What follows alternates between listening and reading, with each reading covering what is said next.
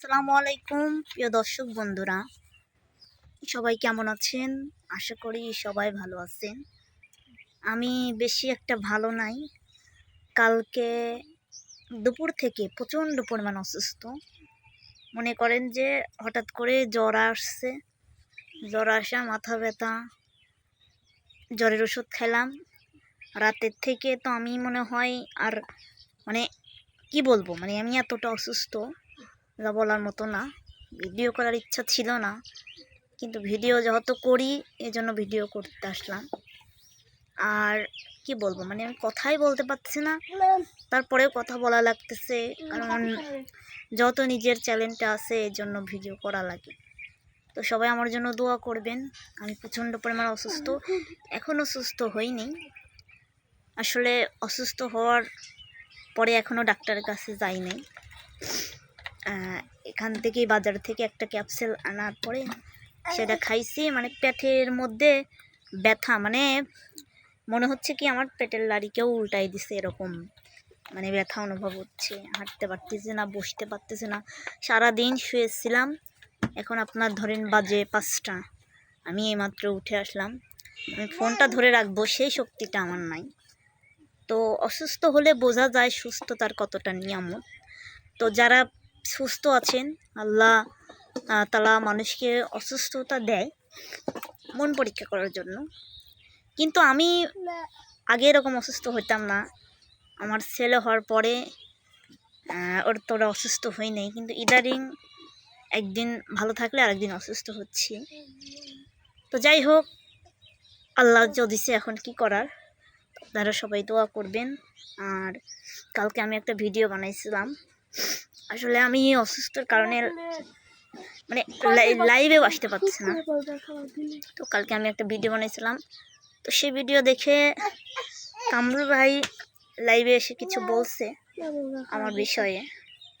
তো যাই হোক ভাই, আসলে আপনার কথা আমার কিছু মনে হয়নি, তবে সত্যি যেটা সেটা বলছি।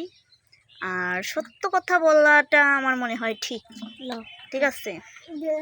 আপনি নিজেই দেখেন, এই যে এটা হচ্ছে আমার বাড়ি, আপনারা নিজেই দেখেন, এটা আমার বাড়ি। একদম ফাঁকা মাঠের মধ্যে, ফাঁকা মাঠের মধ্যে বাড়ি। তো আমাকে একটা ঘর সবাই মিলে করে দেয়। তো আমাকে একটা বাথরুম, ট্যাপ করে দেয়। তো ওখানে হচ্ছে কি, যে ঘরটা আমার পাক্কা করে দেয়নি।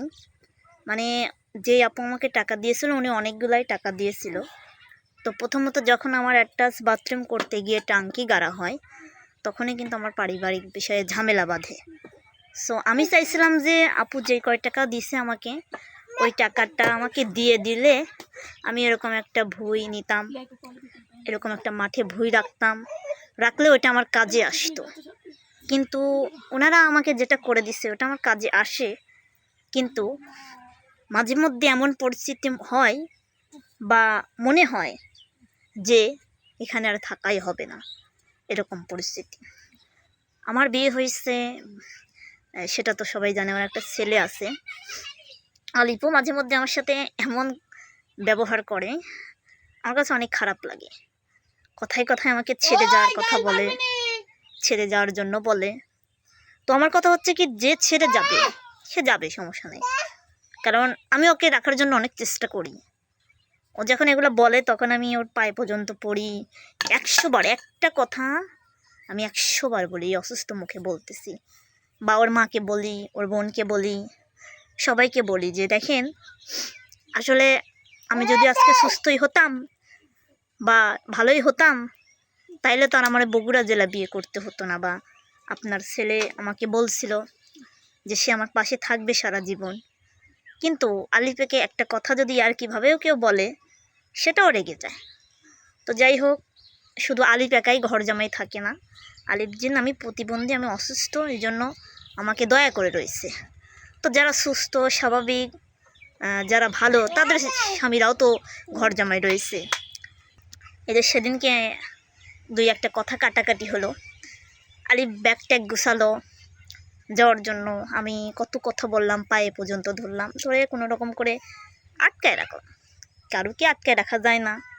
তো আমি আসলে শ্বশুর বাড়ি গেলে তো কাজ করতে হয়, আমি কাজ করতে পারবো না বিধায় আলিফকে আমি ধরে রাখি। বা আমি আলিফকে কখনো বলি না যে আপনার বাবার বাড়ি যেন না, আপনার বাবা মার সাথে পরিচয় হয়েন না, আমি এ কথা কখনো বলি নাই, বলতেও পারবে না।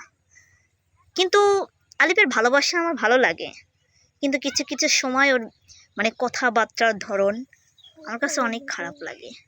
তো এর জন্যই আমি বলি যে সবার বাড়ি ঘর আছে, সবার সব কিছু আছে, আমাকে যদি সেই টাকাগুলো দিত তাহলে আমি ওই টাকাগুলো দিয়ে ভুঁই রাখতাম, বা আমি একটু জায়গা করতে পারতাম, 1 শতক হোক 2 শতক হোক, তাহলে ওটা আমার কাজে লাগতো। এই জন্য আমি বলি, কিন্তু আমার কথাটা বোঝার চেষ্টা কেউই করে না, কোনো লোকই করে না। আর আমি একা একা কী করবো বলেন? আমি এই ইউটিউব চ্যানেলে কয় টাকাই ব্যান পাই, আমার ফেসবুকে তো কোনো কন্টেন্ট মনিটাইজ নেই, কিচ্ছু নেই, তো আমি ইউটিউবে কয় টাকাই ব্যান পাই, আমার ভিউই বা কত হয়?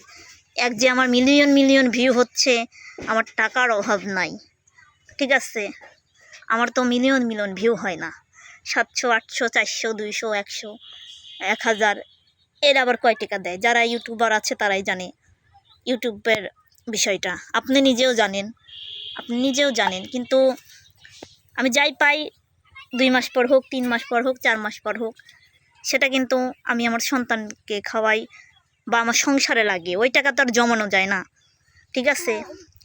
তো যারা ইউটিউব চ্যানেলের টাকা দিয়ে কারা বাড়ি করে, যারা ভিউ হয় অনেক অনেক মিলিয়ন মিলিয়ন ভিউ হয়, যারা ফেসবুকে থেকে গাদি গাদি টাকা উঠায়, তারাই বাড়ি করতে পারে, সবাই বাড়ি করতে পারে না।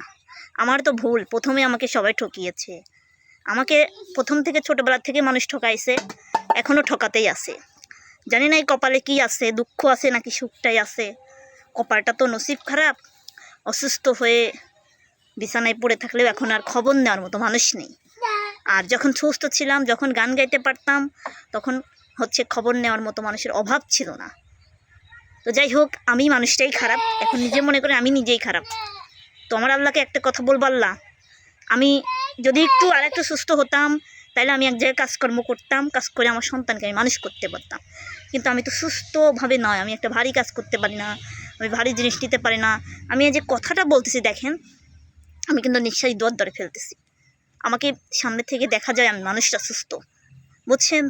যার যার সমস্যা সেই বোঝে, আর একজনের সমস্যা আরেকজন কখনোই বোঝে না। মুখ দিয়ে অনেক কিছুই বলা যায়, কিন্তু সমস্যা বোঝা যায় না। যাই হোক, আমার আল্লাহ আছে, আর আল্লাহ পাশে থাকবেন। মানুষের একভাবে দিন কেটেই যায়, কারোর দুঃখে যায়, কারোর সুখে যায়। যাই হোক, আমি নিজেকে অসুন্দর কেন বলি, মানুষ আমাকে বলে তাই। আমি কালকে টেবুনিয়া বাজারে গেছি, বুঝছেন? টেবুনিয়া বাজারে যে একটা দোকানে গেছি, ওই দোকানদার আমি খাটো দেখে, আমি অসুন্দর দেখে, মানে আমার বিলটা সে পরে নিচ্ছে, সুন্দর মানুষের বিলটা আগে নিচ্ছে, আর আমাকে বলতেছে তুই দাঁড়া, তোর টাকা পরে নিচ্ছে। এটা কেমন ধরনের ব্যবহার? আজকে যদি মানুষ মনেই করতো যে সবাই আল্লাহর সৃষ্টি, তাহলে তো মানুষ এরকম ব্যবহার করতো না। আর যারা ব্যবহার পাইছে, যারা কষ্ট পাইছে, তারাই বলতে পারে যে কষ্টটা কোথায় লাগে। যাই হোক, আমি নিজেই খারাপ এটা মনে করি। আমি মানুষকে ভালোবেসে ধরে রাখতে চাই, যদি কেউ না থাকে সেটা আমার দেখার নাই, কিন্তু আমি মানুষটা অসুস্থ, আমি বাড়িতেই অসুস্থ হলে আমাকে দেখার মতো মানুষ নেই, আমি অসুস্থ হলে এক ধারসে পড়ে থাকি। তো সবাই আমার জন্য দোয়া করবেন, আমি বেশি কথা বলতে পারতেছি না। সবাই ভালো থাকবেন, সুস্থ থাকবেন, এবং আমার জন্য দোয়া করবেন।